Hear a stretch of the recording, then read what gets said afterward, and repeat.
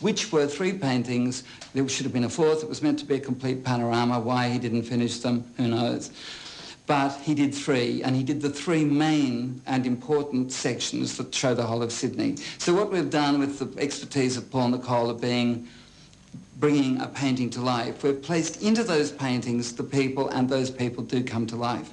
To do that, we've had to integrate live action elements, people shot against a blue screen. We've had to do shots of the painting itself, which has had to be blended by an artist. It's had to be reproduced. We've had to remove the painted people out of the scene, put our people in the scene, and because on top of that, to give the whole image life, we've also done a camera move. So we've had to also coordinate a camera move that is being done with actors on set and a camera move that's being done with a animation stand scenario on the painting, and then lock the two together so that it looks like they're all happening at the same time. And when you see the shot, you wouldn't consider that there's that much effort involved. Judy Farr comes alive. She's the aunt of somebody else. I mean, I've kind of put this little family story in to try and get it all across. And we get a feeling that, you know, there's a woman saying, if it hadn't been for Governor Macquarie, this wouldn't be such a beautiful place. So we get a hint of the criticism that he had received.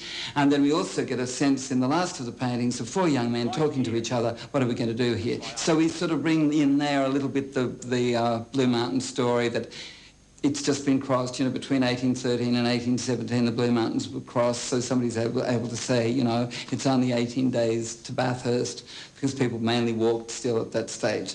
And on a rather kind of upbeat feeling of the growth of Sydney, we leave this walkthrough.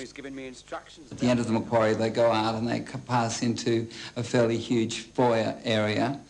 And from the foyer area, they move into a cinema, which is an interesting concept in itself, in that the screen is extremely wide. We devised a system which is very similar to the old Cinerama system, with two projectors. Instead of using two film projectors, we used two video projectors. But we had to work out a way of actually getting the images to marry up so we could have one common image across the screen. So effectively what we've had to do is shoot, for example, something 35mm anamorphic, then go into telecine and transfer the left-hand side of the screen, but then the right-hand side of the screen, and create an overlap. Try and marry the images together on the big screen via these two projectors without actually seeing a join. The first of the cinema experiences begins with an animated sequence which is about the European, the Portuguese, the Spanish, the Dutch, the English and the French, all fascinated with the Pacific. Okay, finally they find Sydney and everybody's thrilled. Immediately sort of counterbalancing this is to get the sort of sense of what that journey was. It was like a journey to outer space. So many people who travelled, and certainly the convicts who came here, had no experience of going to sea, and a lot of the soldiers had no experience of going to sea. These people set out on something that would be like Voyager 2 without any kind of, you know, training or planning or anything. They were just in that ship and off they went. 8 weeks of complete, utter hell. To try and sort of conjure up this feeling that the people are both convicts and are also sort of ghosts of our past, the beginnings, these people who suffered so, I devised in my mind the idea that I would sort of do a mug shot of people. So you get these sort of rather wonderful images which kind of celebrates the amazing difference between every human face. I mean, my God. And they slowly turn one to another. And you see this strange kind of transformation of one face turning into another, man turns into woman, nose change. And as that sort of just ripples through these faces, so all the names, I was going to do the first 3 fleets, but 1 fleet is enough. So, in other words, we're saying these are the first boat people. And what I'm trying to do with this, we have interviewed over 150 people from very, very many different countries. English, American, Vietnam, Cambodia, Turkey, Poland, Czechoslovakia, Hungary. I can't think of all the people we've spoken to. But we have many, many stories. Before we get to all those stories of people, contemporary people who live in Sydney right now at this moment, we have also kind of created some of the legendary forms of emigration. The second film is predominantly about the story of Sydney as recorded in film. Some of this is film that we've created, because the one thing I we did want to have live and to be understood and to be known about is the Garden Palace. Just as Nellie Melba's father was the builder for the exhibition building in Melbourne, and Melbourne wanted to be put on the map, so very much did Sydney want to be put on the map. So up there just near where the Conservatorium now is, which at that time the Conservatorium was still a government stables, 8.5 hectare huge building built, rather like the Crystal Palace in England, and that became a receptacle of everything, all the achievements, all the discoveries, everything that everybody was proud about of being here and of being Australian. They put into that exhibition the best of everything they ever had.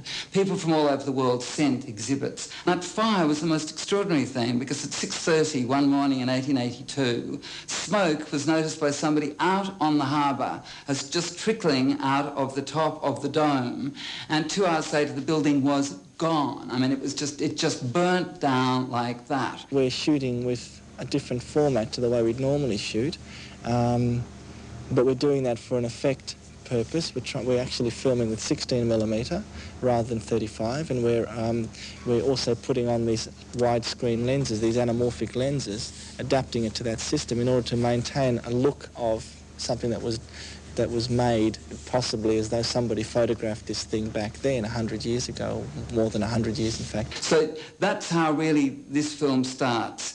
And as I said, we're recreating some of the history of the 19th century. We're also using a tremendous amount of film, which is newsreel, which is feature film, which is special stuff that we've staged ourselves. We're dealing predominantly with things like the plague, the terror. When I say the plague of 1900, I don't mean thousands of people died, but even in Sydney today, if we read in the evening newspaper, if we've still got one, that there was the Bubonic Plague. It just wiped out 10 people. We'd all feel a bit worried and certainly get a fright next time we saw a rat. Well, way back in 1900, to have an outbreak of Bubonic Plague was quite terrifying. We deal with the plague, we deal with the First World War, the amazing effect that Anzac Day had in those first years when every Australian family, with very few exceptions, had been absolutely affected by this war, when Australia, of all the Allies, per head of population, I mean, more Australians went to that war than anybody else, and yet this country had no say in the peace negotiations at all. We deal with the Depression, we deal with the Second World War, we deal with everything. I mean, and the funny and the bizarre and the peculiar and the exciting and the moving and all of it. When we come to the end of this story, for the first time we talk about the Opera House, and in talking about the Opera House we talk about Bennelong, and at the very mention of the word Bennelong, we finally, just when people are saying, are these people overlooking the fact that the Aboriginals lived here, and why are they just sort of leaving all this out? We then deal as succinctly and as well as we possibly can with that aspect of the story. Within each quarter of an hour, there's a sort of a Sydney cantata. I call it the Sydney cantata because for the opening of the Garden Palace, when Australia was 100 years old, there was a cantata written and performed. It was lasted about 12 or 13 minutes. My cantata is much shorter, but it will happen within each quarter of an hour, and it will be about 16 voices are used, music is used, David King is writing that cantata, and it sort of retells the story, but it does it in a very sort of opulent build-up, you know, the big kind of ending. It's kind of cross between Benjamin Britten, Leonard Bernstein, Puccini and Andrew Lloyd Webber kind of thing, but lots of other sounds come into it too, as well as the spoken voice.